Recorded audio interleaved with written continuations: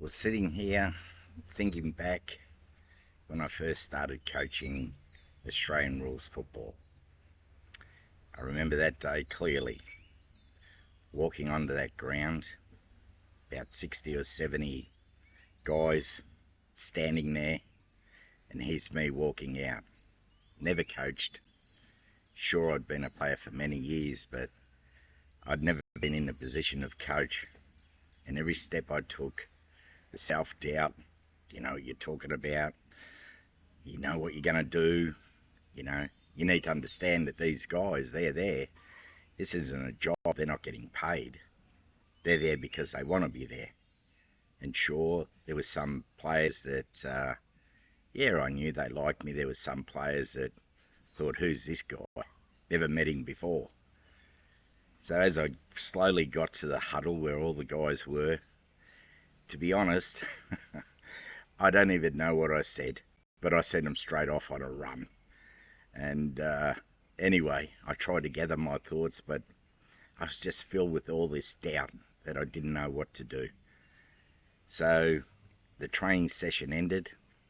I remember I went home that night and I thought, how am I going to do this? Then I just started to think about my life. At an early age, I lost a son to cot death, and I got through that. I had a business. I lost everything. Everything that I owned, my house, my car, everything. And I got through that. Now I'm walking out onto a ground in front of these guys, and I can't do that. That's no way. So I realised that, like looking in a mirror, I guess, that if I wasn't what I called my number one fan, then no one else is going to believe me. So what is a number one fan?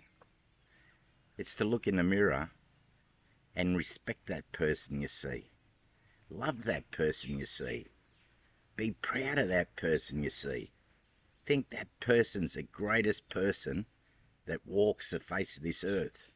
Now, I don't mean that the next training session I jumped up on top of a table and said, hey, I'm the greatest coach there ever was. Look at me. Look how good I am. No, I'm not saying that at all. But I'm saying inside yourself, that's what you've got to believe. So that leads me to my YouTube journey. Sure, I'm like everyone else. Where do I start? What do I do? What do I talk about? Who am I? No one wants to listen to me.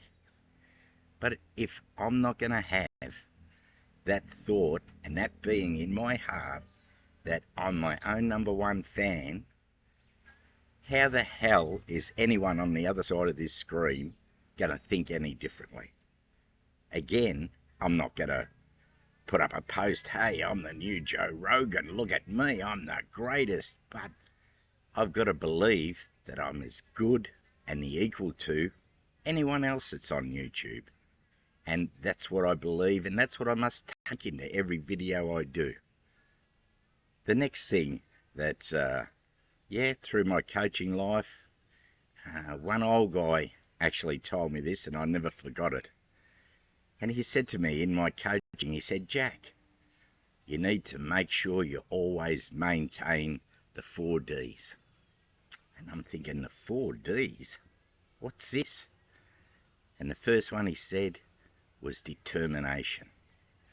You've got to be determined. Be determined to be the best at what you do. Nothing is going to break you. Nothing is going to stop you. No matter what, you're going to have more determination than anyone else. I said, fine. He said, number 2, discipline. Now, what's discipline? How can I take discipline into it? He said, you set guidelines. You're never going to break those guidelines. You be sure about what they are. If I took that into YouTube, I've got to be disciplined. I've got to make a video once a week. Do that effort. Don't procrastinate. Don't be scared. Don't think that no one's going to listen. I've got to believe that, and I've got to be disciplined in the fact that I'm going to do it. The third one, dedication. Be dedicated to what you do. Believe in what you do. Think that what you do is of value, and don't stop believing in that. So be dedicated to that fact. And this is what I've got to bring to YouTube. And finally, a desire. A desire that I want to succeed. Nothing's going to stop me from succeeding. Only myself. And if I maintain the first 3 Ds with a hard-nosed desire, why should I fail? Yeah, sure, I'm like everyone else. I go on YouTube, I listen to, this is what you've got to do, and this is what you should do, and do these thumbnails, and do that, and do this, and in the next minute, you know, that it's like I'm in a forest now. In the dark, I'm lost. What do I do? Where do I go? And then the only shining light that I'll see is me. And I've got to come back to me. If I'm not going to be me, what's the point of being on YouTube? Now, I believe, for me personally, could be for you too, that to be successful on YouTube, you must be your own #1 fan. Don't let... This is my 4th video, so I think I peaked at a massive 19 views. So am I going to worry about views? Am I going to let that determine what goes on? I didn't get a like, I didn't do this, I didn't do that.